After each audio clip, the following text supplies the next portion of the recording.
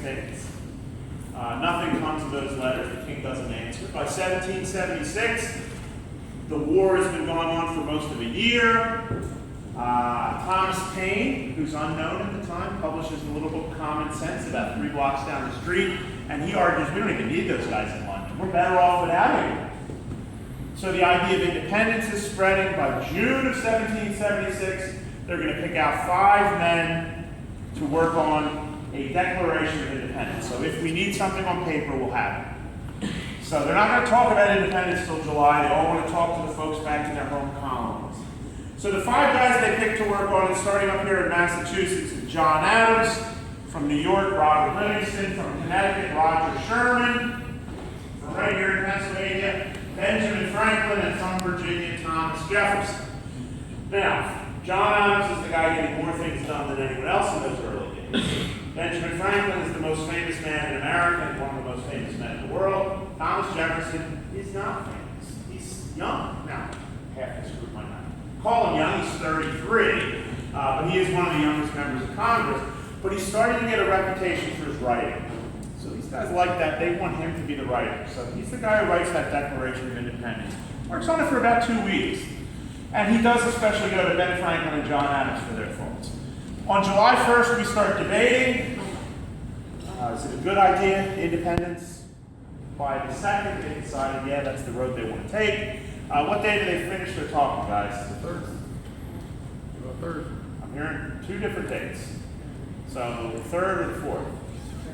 3rd. Nah, it's really 4th. They're going all the way to the last minute. They do most of the talking on the Declaration. It is on July 3rd. But the 4th is the day they finally finish. They finally say, okay, this is what we agreed to, and they vote on it. They vote yes. They put the words at the top, United States of America. But that's not the only thing they talk about on July 4th, because they're talking about the war. They're talking about the 9,000 British soldiers that are on Staten Island in New York Harbor. The British Army captures New York in 1776. They capture Philadelphia in 1777. The war's not going well. That's why they wrote the Declaration of Independence for the war. It's to hold up there and say, here's what we're fighting for, guys. Long list of reasons why we're right and they're wrong. And it works. It keeps us going. We hang in there. We get France. Ben Franklin goes over and gets France to help us. But again, the war lasts 7 more years till 1783. But finally does come to an end. Okay, you guys are from northern Pennsylvania. Who's going to invade northern Pennsylvania back in those days? Come on. Everybody knows this one. It's obvious. Who's invading northern Pennsylvania? No. It's after the war. What other state is invading northern Pennsylvania?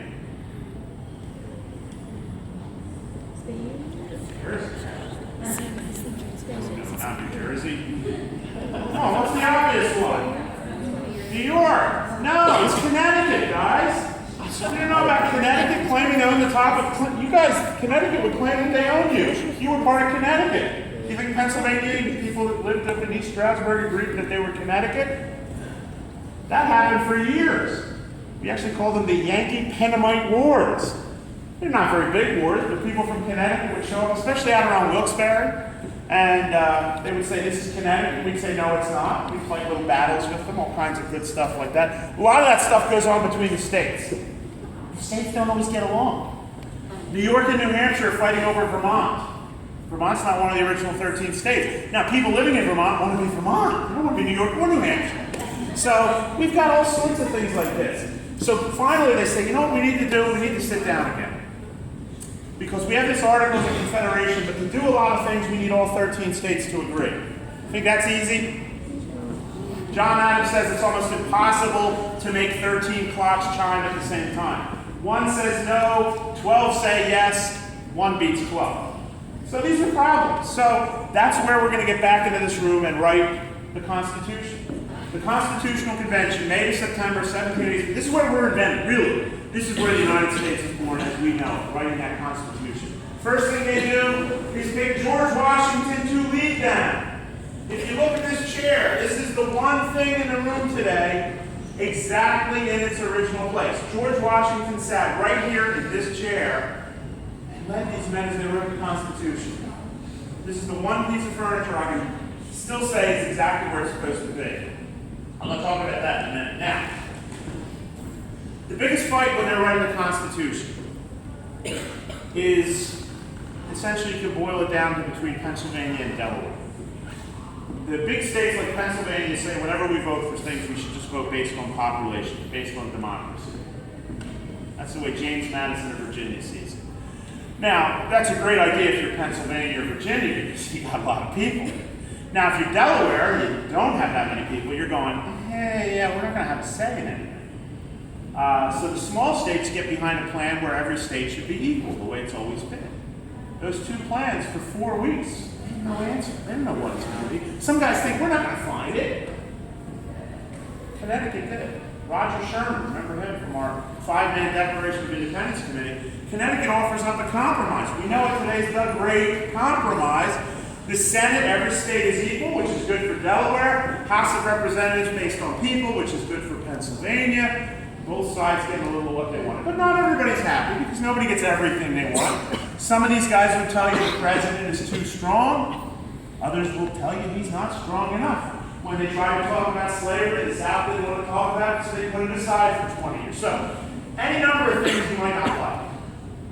The last day, literally, the last day, Benjamin Franklin is 81 years old. He comes in with a speech. He starts off saying, there are things in this Constitution I do not approve at present. But he says, I'm old enough to know I've been wrong. I'm not perfect. Nobody else is perfect. We should all put aside our doubts. Actually, he says we should all doubt a little our own infallibility. And he said we should all sign our names. Because he says, I do not expect anything better than this. And it's probably really tough to get into an argument with somebody like Ben Franklin. He's always like the smartest guy in the room. So, you're not going to argue too much. They woke up, they signed that Constitution September 17, 1787. As they do, Benjamin Franklin points up here to the very front of the room where George Washington sits. And behind George Washington's head is a carving of a half-sun. Just a half-sun sitting there. And Franklin says all summer he's been looking behind Washington at that half-sun, trying to decide if it's meant to be rising or setting, and he couldn't make up his mind. And he couldn't decide until that very last day. Now that they're signing, Franklin says, now at length, I have the happiness to know that is a rising and not a setting sun. He felt good.